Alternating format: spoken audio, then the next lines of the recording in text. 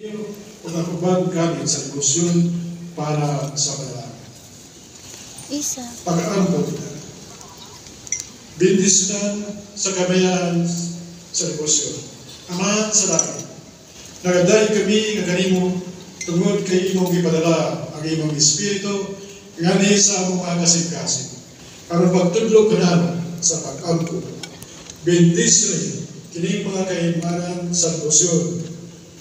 O tudloy kami sa paggamit ini aron makatabang kanamo alang sa kinasing-kasing ug maligno nga pag-aambot. Imuha Ginoo na magpadayon kami sa pagtubo diha sa pag-aambot o makapahimuot kami kanimo kanunay dinhi sa among kinabuhi. Ang tanang pagdayon ug himaya alang kanimo Amahan, pinagi ni Jesucristo ang magluwas diha sa Espiritu Santo.